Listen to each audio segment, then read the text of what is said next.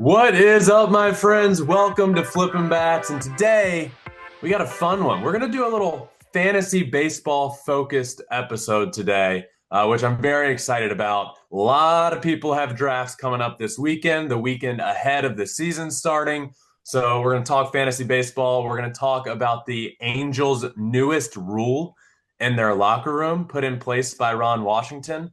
Um, it's it's wild, and it is not something that you would expect to see adults have to deal with. But we're going to talk all about that in just a minute. Vladimir Guerrero Jr.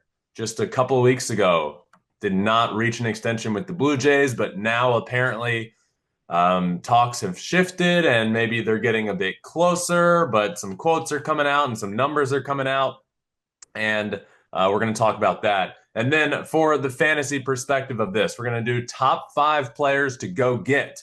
I'm going to say where they're being drafted, their ADP, average draft position, and who I think you should go get from there, who I think you should stay away from, top 5 players to stay away from, and then top 5 sleepers for some picks late in the draft that could win you your fantasy baseball league. But this is going to be a fun one today. I'm really excited. We are less than 1 week away from the regular season starting, from opening day. I cannot wait for this year, 2025, the year of Flippin' Bats. Make sure you subscribe wherever you listen to your podcast. Please, that really helps. And on YouTube, we put everything we do. You can watch everything on our YouTube channel, Flippin' Bats Pod there. Leave a comment letting me know what you think. Let's talk Angels. New rule comes down for the Los Angeles Angels of Anaheim.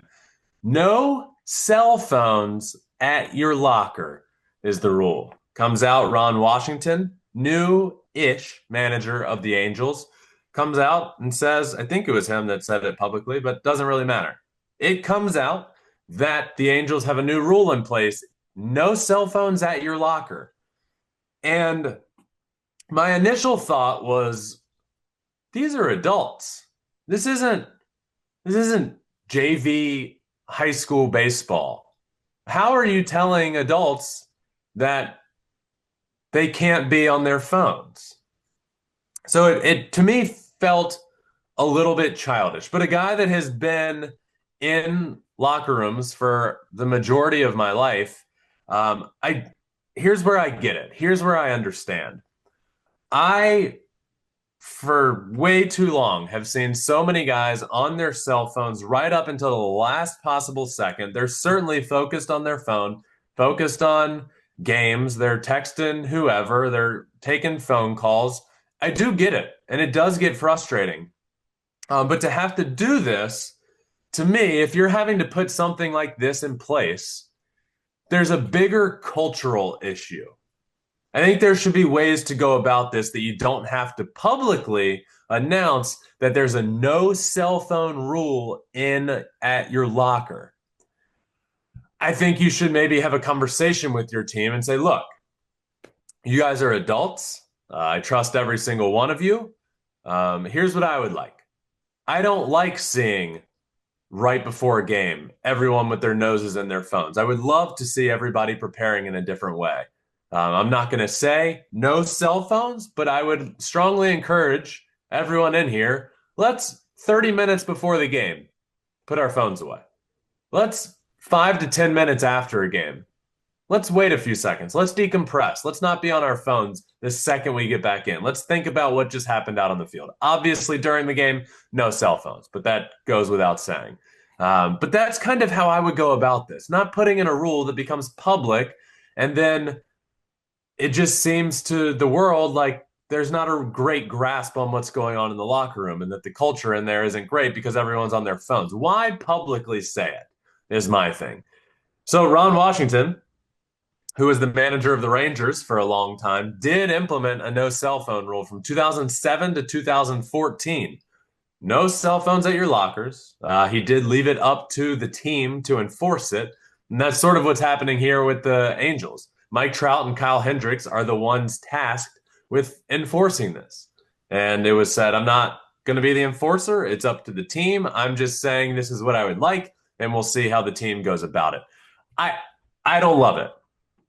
I do understand it, and I think I think there's a way to one, not do it publicly, and two, say what you would like as a manager and just trust your team to follow suit. And the fact that this is public and that he is putting a full ban on cell phones to me says he doesn't trust the team. He doesn't trust guys. And I don't know if that's going to win over a locker room. I do know Ron Washington is one of the most well-liked men in all of baseball. I think players love him. I think players love playing for him, and I don't think this changes that. I think it's just an old school rule that he put in place with the Rangers, and now he's coming here to the Angels and doing the same thing here. When I would probably go about it a little differently. Maybe address your team and just say, this is what I would like. I'm not going to enforce it because you're adults, but I would love to see you guys a little more focused a few minutes before the game and a few minutes after. Wild rule, no cell phones at your lockers for the Los Angeles Angels of Anaheim. Next up, Vladimir Guerrero Jr. in spring training set a date, basically a deadline. If I don't reach a deal or an extension with the Blue Jays by this point, I'm going to free agency. I am not going to sign a deal. I am going to shut it down, focus on the season, and that's going to be that. Well, they didn't reach a deal, and he basically said, all right, I'm going to be a free agent. Well, now we're hearing a lot of different things. Specifically, the president of the team, Mark Shapiro, comes out and says, I think we're going to sign him. I think we're going to extend him. The reason I feel that way is because we have such a clear alignment on the desired outcome. Now, to me, that says a few things. One, I think we're going to extend him. You're not going to extend him if he's a free agent. So that to me means talks are back open. They're trying to get to an extension. But then there's what Vladimir Guerrero Jr. came out and said, which was, if I have a bad year, I see my floor at $500 million. And he believes if he has an MVP caliber season, he sees himself around the 700 million range. There's two players in the sport currently at the 700 million range. Shohei Ohtani and Juan Soto. Shohei Ohtani, greatest player of all time, one of one. We might never see anything like him ever again. Juan Soto, probably a top 2, 3 pure hitter in the game of baseball, and he's very young. He's entering his prime. Comparisons with Ted Williams when it comes to OPS and on base percentage and all of that. I don't think Vladimir Guerrero Jr. is Juan Soto or Shohei Ohtani. But asking for that money is a bit wild to me. I don't see him around 700 million. Saying your floor is 500 million, I feel like maybe your ceiling is more around 500 million, but apparently all the sides were close, and I think he's going to end up getting more than 500 million. But that's just me. One, you're a first baseman. I ain't paying $700 million for a first baseman. Last year, he was third amongst first basemen in homers, second amongst first basemen in doubles. He's top 5 in most every category for first baseman. But if you're going to be a first baseman asking for $700 million, you better be first across the board in everything. It just feels like a lot of money. And I am full support of Vladdy signing with the Blue Jays. I came out after they didn't get to an extension and said, this is wild. You got a guy in-house that wants to be there, and you're not signing him after trying to give $700 million to Shohei and Soto. But this is a lot of money to be giving to a first baseman, and we'll see what ends up happening. Personally, I don't think I'm giving Vladdy Jr. $700 million. I think if he could come to an extension right now, and if we could agree to something, he's obviously very young. I think $500 million for him is fair. I do. Sign him long term and keep him there forever. $500 million for a MVP caliber first baseman? Sure, absolutely. But I don't think he's worth around the $700 million range. I think that's wild. But apparently, extension talks are back open, and we'll see what happens there. All right. It is that time of the show, my friends, where One, let's discuss a couple things. One, we're going to talk fantasy baseball here over the next little bit of this show. I don't think enough people talk fantasy baseball. I think a ton of people play fantasy baseball, but it is not talked about as much as, say, fantasy football is. But I am excited. I also play fantasy baseball. I would like to consider myself pretty good at fantasy baseball. So we're going to talk about it. We're going to talk top 5 players to go get based on their average draft position, 5 players to stay away from based on their average draft position, and 5 sleepers that could win you your league late in drafts. Couple things I want to point out. First off, we're just going to use an average ADP across every site. There are different sites that do things differently. For example, ESPN has changed their scoring to basically really benefit a lot of different things, putting the ball in play, not striking out, pitchers striking out guys, but stolen bases are less advantageous. But basically, I'm going to go with the more traditional, like you're based on categories, how many, home runs, walks, stolen bases, all of that. I'm going to go with the more traditional route and talk about guys in that way. So these are their average draft positions across most of those sites. Let's start with 5 players to go after in your fantasy baseball draft.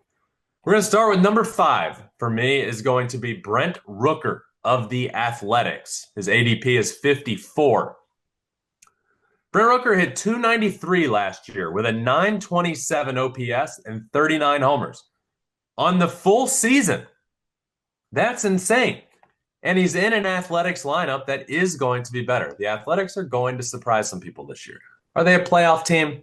I'm not saying that.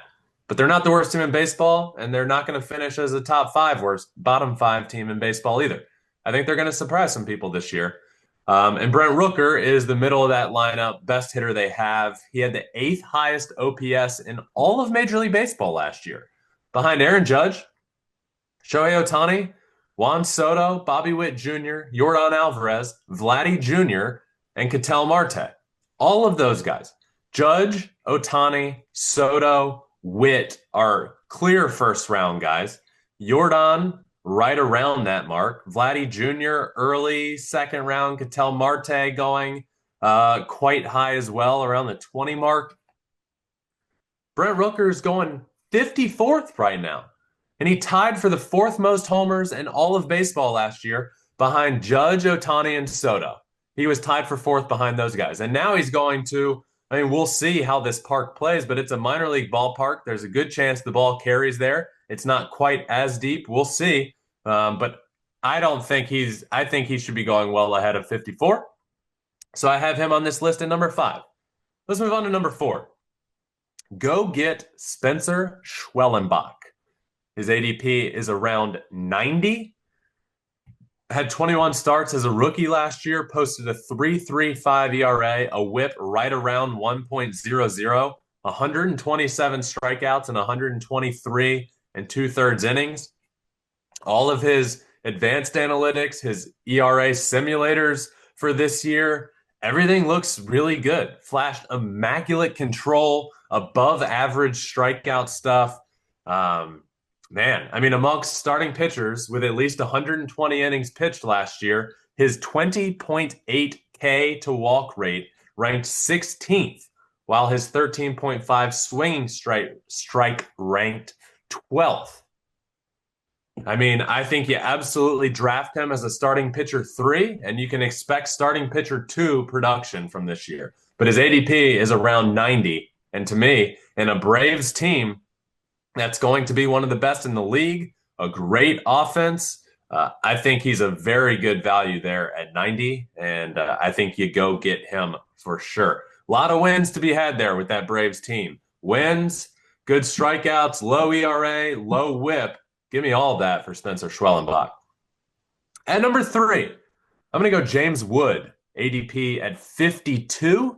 A lot of reasons for excitement here. One, in his limited time last year, 79 games, 781 OPS with 9 homers, 14 stolen bases, hit 264. Spring training, he's hitting 343 with a 1.210 OPS. exit velo in the 94th percentile in the league, 92.8 average exit velo. Look, this one's clear. He's a potential 30-30 guy. Got a ton of pop, can steal a bunch of bases, 14 stolen bases in just 79 games last year. Obviously new in the league. Basically half the year he played. 79 games, it's a little less than half. If you double those numbers, that's 28 stolen bases. I think he can get to 30, certainly 30 homers as well as in his future. You telling me at 52 in the draft, I can get a potential 30-30 guy. Very wide range of outcomes here, right? A lot of range of outcomes. He's going right around the same spot as Brent Rooker.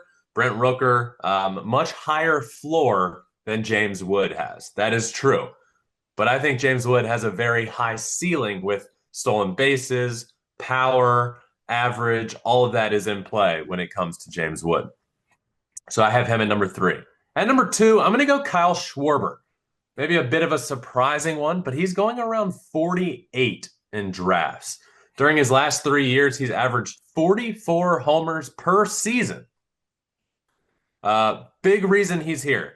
Phillies gave him 5 starts in the outfield in 2024. Might not sound like a lot, but he is eligible to fill a spot other than utility on your team. He is outfield eligible, which is huge. So he comes with a lot of power. He's leading off for a very good offense. He'll score a lot of runs.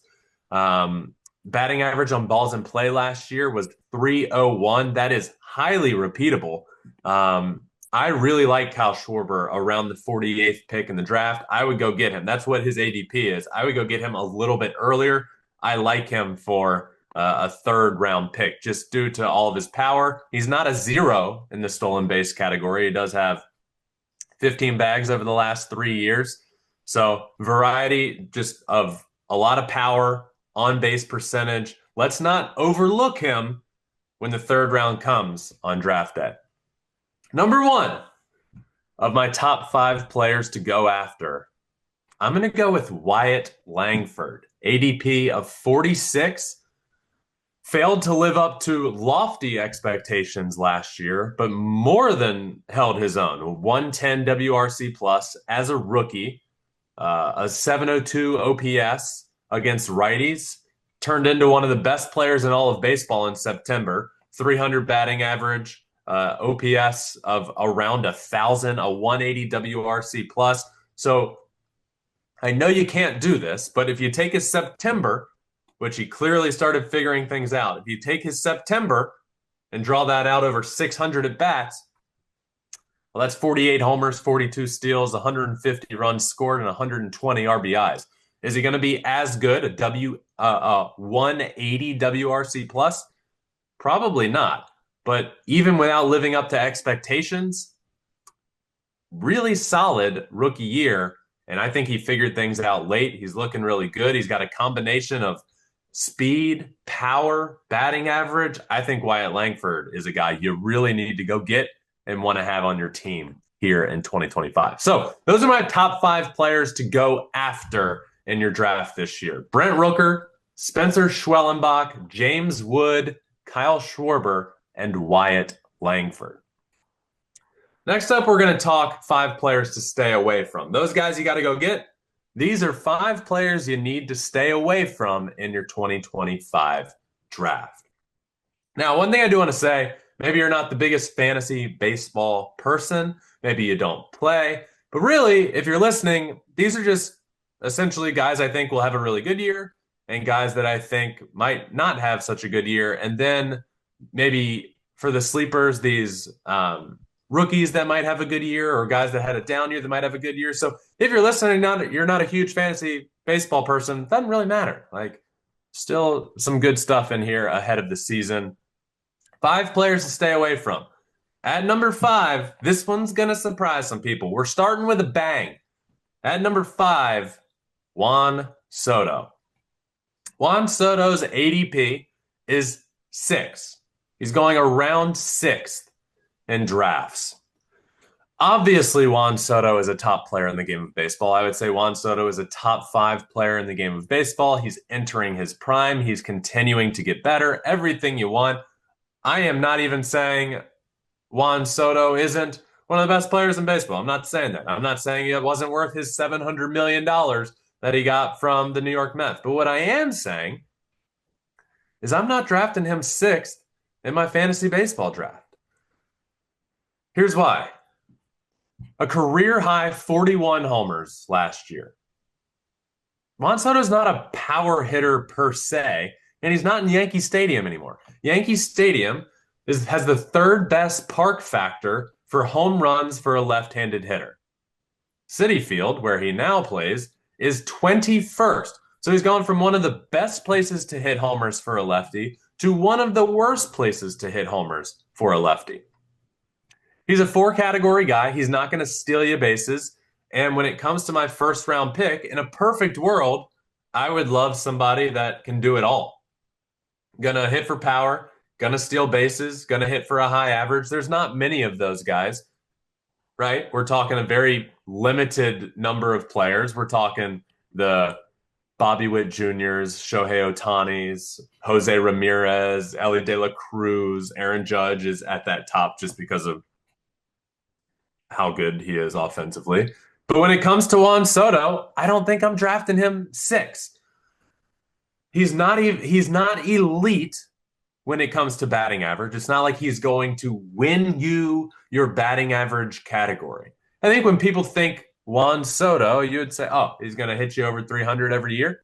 He's going to hit you a bunch of homers, and his OPS is going to be through the roof. His OPS is going to be through the roof. I expect him to hit 30 plus homers, low to mid 30s. I would think. I don't know if we're going to see 41 again. And his batting average last year was 288, which was 25th in baseball. So at number 5, I'm going Juan Soto, who is being drafted around 6th or 7th in fantasy leagues. And I just don't think I'm drafting Juan Soto in the first round because he's not winning you every category, and I think there's better players to draft around that position. So Juan Soto, top 5 player in the game of baseball, not a top 7 pick in your fantasy baseball draft this year. I would stay away unless he falls to maybe 9, 10, 11, 12 in that range. At number 4, I'm going to go Marcus Semien, whose ADP is 65. Here's why. It took him 718 plate appearances last year to record 23 homers and 8 steals. His bat speed fell into the 10th percentile last year at 33 years old, had a WRC plus of 99, which ranks outside of the top 100 for qualified hitters. 34 years old, he'll continue to run less and less, in my opinion. Bruce Bochy, manager, said he plans on resting him a bit more. Look, he deserves a lot of credit, and he's a guy you want to have on your team for so long because he's going to play every single game. Over 700 plate appearances, multiple times. But he does plan on resting him a bit more now that he's 34 years old. His bat speed has fallen.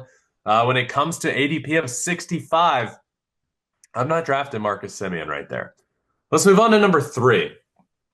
At number 3, players to stay away from, I'm going Bryan Reynolds. Bryan Reynolds, ADP of 78. This is a guy that has a very safe floor. 24 homers last year, 73 runs scored, 10 stolen bases, and a career-high 692 at-bats. He's in a bad offense with the Pittsburgh Pirates. He's a safe floor. You can expect probably around those same numbers. But I'm taking guys with way more upside in the top 100 than Bryan Reynolds around the 78 mark. I think there's plenty of guys ahead of him and after him in drafts that could win you a league. Bryan Reynolds ain't going to win you a league. You just kind of know what you're getting with him, and it's good, not exceptional numbers. And around there, I feel like you can certainly get guys that are going to win you your league. Bryan Reynolds isn't one of them. So I'm staying away around pick 78 for him. At number 2, Freddie Freeman.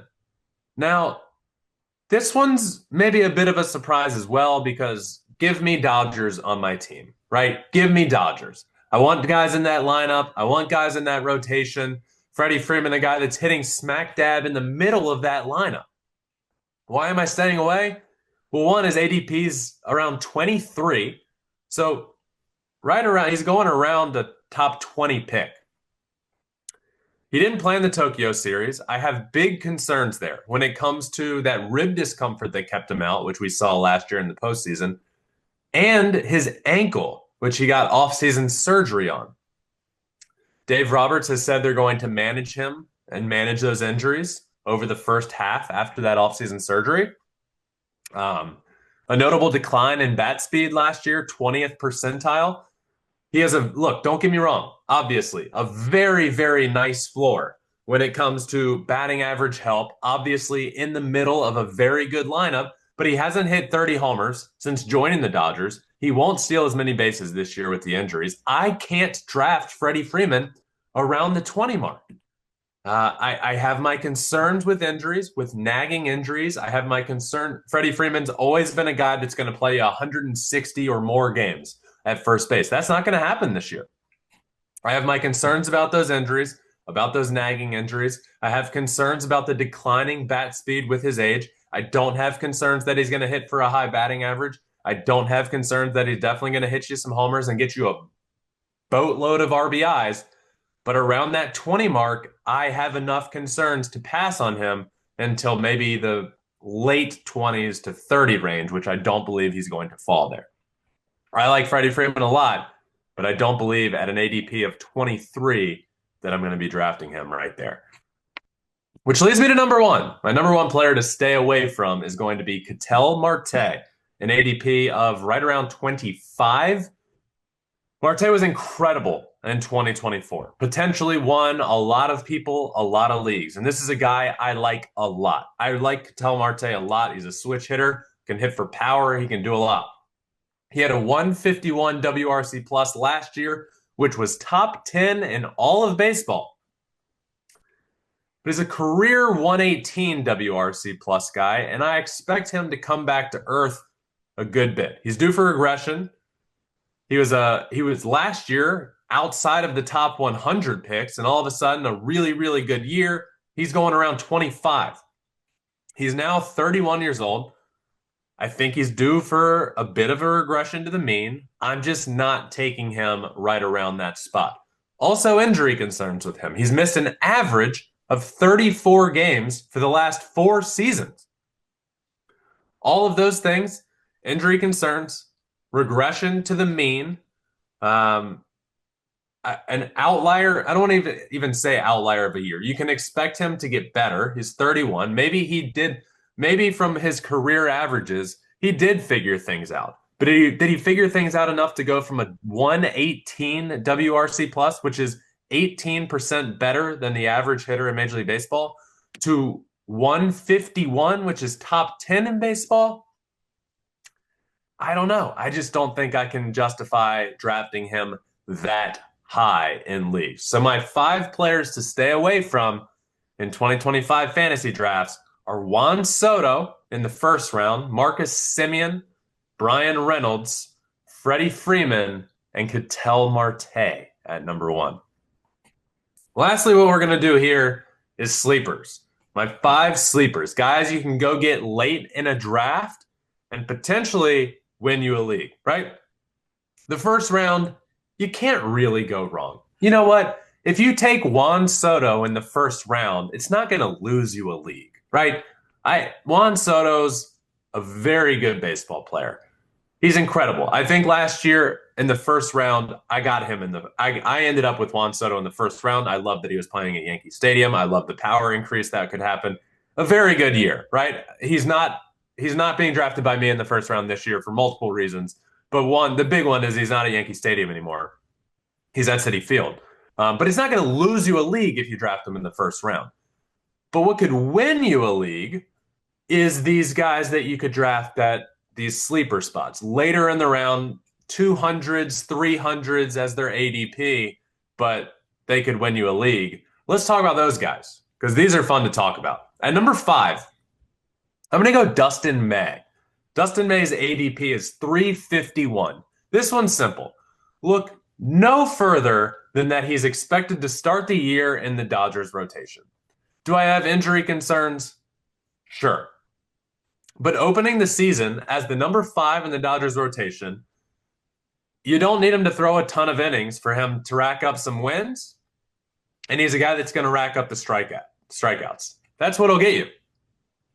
So give me Dustin May as a late round guy, 351, and a guy that's going to start games for the Dodgers, get wins with the Dodgers, and upside is way, way there. Obviously, he's dealt with so many injuries and freak injuries, and he almost died from his esophageal, isn't that right? Esophageal tear when he was eating lettuce. Well, now he's back. He's always had that strikeout stuff. He's always had nasty stuff, and he's never just been able to put it together and stay healthy. But right now, he's starting the year in the Dodgers rotation. Look no further than that. Give me him at 351. At number 4, I'm going to go Joey Ortiz. Joey Ortiz at 295 ADP. Spring training, 412 batting average. He's got 2 homers. He's got 4 steals. And a big reason I have him here is because he has shortstop and third base eligibility. Huge. Your shortstop has an off day? Great. Joey Ortiz is there. Your third baseman has an off day? Great. Joey Ortiz is there. And this isn't a fill-in player. Joey Ortiz is going to be a guy, and he's going to open the season as the Brewers shortstop with Turang dealing with some stuff. I think they're going to play that cautiously and have Joey Ortiz be the defender out there at shortstop. So he will get that eligibility. He's a guy that could put up 20-20 numbers. He's got some pop. He can steal some bases. Joey Ortiz, I like that a lot at 295. Go get him late in drafts. My number 3 sleeper, give me Austin Hayes, ADP of 355. Austin Hayes had a 108 WRC plus from 2021 to 2023. And then last year just dealt with so many injuries. He's back to 100%. He's signed a deal with the Cincinnati Reds. So he's expected to hit cleanup for a Reds offense that I think can be really fun. He's also played in Baltimore mainly over his last 3 years, which is a park that has decreased homers for right-handed hitters by 21%. Meanwhile, Great American Ballpark, where he'll be now with the Reds, has increased them by 19%. What a massive difference there for right-handed hitters. He is a great, great late-round flyer. You got Ellie De La Cruz, Matt McClain hitting in front of him. He'll be able to drive in some runs. He'll be able to hit for some power in that ballpark, and he'll be able to score some runs as well. I like him a lot. 355 is his ADP. At number 2, I'm going Jake McCarthy. Jake McCarthy's ADP is 210. He had a 110 WRC plus last year, 442 at bats, so not a full season worth of ABs. 33 steals plus homers is what he ended up with. But now he's slated to be a regular in a very good D-backs lineup. He's going to bat 5th or 6th in that lineup. He's got 35 stolen base upside, provides great, great value for a player that is going undrafted in some leagues. So go get Jake McCarthy, way more at bats. He does have some power in his bat. He will steal you a bunch of bases, and he's gonna be a regular in that D-backs lineup. Look, a 110 WRC plus last year. That's good. And I expect better from him this year. So give me Jake McCarthy as my number 2 sleeper. At number 1, big-time sleeper. ADP of 318. Give me Cam Smith of the Houston Astros. I'm very high on Cam Smith heading into this year. I was hesitant with the Kyle Tucker trade and losing him in the outfield for the Astros, but I get it. They weren't going to be able to sign Kyle Tucker to what he is going to sign for. So why don't you go get something for him? That something for him is this guy right here, Cam Smith, who is not expected to be on the team, certainly at the start of the year. But what he has done in spring training by hitting 419 with a 1.371 OPS and 4 homers, he's got an on-base percentage of 500. He's had an incredible spring training. So I'm actually leaning towards now that he makes the team for the Houston Astros and starts the year as their right fielder But if not, because I think the original scheduled idea was for Chas McCormick to be the right fielder. Chas McCormick, not great offensively. I don't think that lasts. I think Cam Smith either starts the year as the right fielder for the Houston Astros or very quickly becomes the right fielder for the Houston Astros. So don't worry if you go out and draft Cam Smith late in drafts. Don't worry if he doesn't make the opening day roster. I expect him to go down to AAA, continue raking like he is in spring training, and then be up with the Houston Astros shortly after that. So I liked taking him as a late round flyer. I did just post this on Twitter the other day that I think Cam Smith is going to win the AL Rookie of the Year. I like that a lot. I think he makes the team. I think he produces, and I think it's a good bet to take Cam Smith to win AL Rookie of the Year. Posted that from FanDuel Sportsbook the other day, and if I were you, I'd hop on it before he is officially scheduled to be the opening day right fielder for the Houston Astros. I like it a lot. My number one sleeper, Cam Smith, at 318 is his ADP. So my 5 sleepers: Dustin May, Joey Ortiz, Austin Hayes, Jake McCarthy, and Cam Smith at number 1. I have my fantasy draft coming up this weekend. It is on Sunday. Really excited about it. I love fantasy. I love fantasy baseball. It's always really fun, but it's also it's fun for so many reasons. It keeps you in the know. Let's say you're not the biggest Milwaukee Brewers fan in the world, right? But you have Joey Ortiz on your team. Joey Ortiz was a late round flyer for you, and he's having a great year. It just keeps you in tune with everything that happens around baseball. It keeps you locked in. I love it. I love checking it every day. I know people think fantasy baseball is so much work because there's 162 games and it's every day. You know what? It's 30 seconds. It's less than 5 minutes out of your day to hop on, change your lineup, figure things out, and go from there. So those are my top 5 guys to go get, my top 5 guys to stay away from, and my top 5 sleepers. Good luck to everyone that hasn't drafted. Good luck in your drafts. A couple things I like to look out for. I do like to go offense first in drafts. I think there's a lot of value to be had later in drafts when it comes to starting pitchers. Just get you pitchers that you believe in that are going to be in the starting rotation for a team, right? Like I love a guy like Brian Wu. But honestly, any Seattle Mariners, I love those guys are really good, and you can get most of them, probably besides Gilbert, later in drafts. You can get George Kirby, Brian Wu, Luis Castillo, really later in drafts, and those guys are studs. And that's kind of the same thing across the board. You can get you some really good starting pitchers in those middle rounds, and I like loading up typically, unless a guy this year like Tarek Skubal or Paul Skeens, who are going around 16th and 17th, respectively. Actually, Paul Skeens 16, Tarek Skubal 17.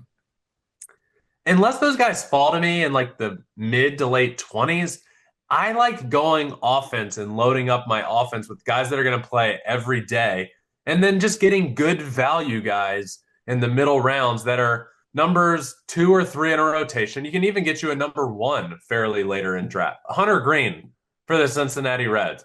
Big strikeout guy, got Cy Young votes last year. You can get him later in drafts. So that's kind of my theory is go get your offense, go set your lineup, and then just really make sure you know your guys, pitching-wise, that you want to reach for maybe in those middle rounds. It's okay to see a pitcher, let's see right now where Hunter Green is going. Hunter Green is going around 97. So let's say you get to around the 75, 80th pick mark, and instead of taking a Luis Robert or a Seiya Suzuki at 83, you say, you know what? I want to go get Hunter Green right here. He's an ace of a staff for the Cincinnati Reds, a team that could be pretty good this year. I want to go get him as my number 2 starter. You know, like that's not a bad thing to do. There's a lot of really good pitching around those spaces. Aaron Nola, 73. Logan Webb, an ace of a staff at 72. Bryce Miller, Seattle at 79. Luis Castillo at 82. Look at all those names right around there. So I like loading up on pitching in those rounds and going offense heavy early on. To each their own. But that's just what I like to do. Good luck to everyone. A lot of drafts happening this weekend and early next week. So I hope you all enjoyed this. It's a little bit out of the norm of what we do here on Flippin' Bats, but I'm excited to do more of that. I'm excited to do more of what's out of the norm and do some betting focused shows and some fantasy focused shows and talk about everything happening around the league. I think all that stuff is really fun. As I said, and I've said it a million times and I'll keep saying it all year, 2025 is the year of Flippin' Bats. A lot of new things coming, a lot of different things coming, but this community is the absolute best, and I love talking baseball with you guys no matter what that looks like. So thank you all, as always. If you're new here, if you're just listening for fantasy purposes, it does really help, and it means the world when you guys follow and subscribe. So if you're listening, hit that follow, subscribe button. And if you're watching on YouTube, our YouTube channel, Flippin' Bats Pod, hit that subscribe button, leave a comment, like it. All that stuff really does help. And baseball means the world to me. Growing this sport together means the world to me. So when you guys do that, it does really help. I love you all. I love this sport. I'm so excited. We're less than a week away from opening day. A lot coming up over this next week. So what that cadence is going to look like, opening day is Thursday. The day before opening day, we're going to come out with the full season predictions. That means World Series winner. That means MVPs, Cy Youngs, Rookie of the Year. We're doing our division previews right now, so you know the division previews, but we're going to do a full postseason bracket all the way up to World Series winner and all the awards as well. That'll be the day before the season starts on Wednesday. We do still have 2 division previews to get through. AL West and NL West. We will be doing those as well. Look for those to come out Monday and Tuesday. So I believe what this cadence should look like is Monday, Tuesday, Wednesday previews as we head into the season. Things are heating up. Things are looking good right now. I cannot wait. Again, love you all. Thank you so much for everything. And until next time, enjoy the weekend. Enjoy your fantasy drafts. Go get yourself a good team. Remember, find your bat and flip it. Peace.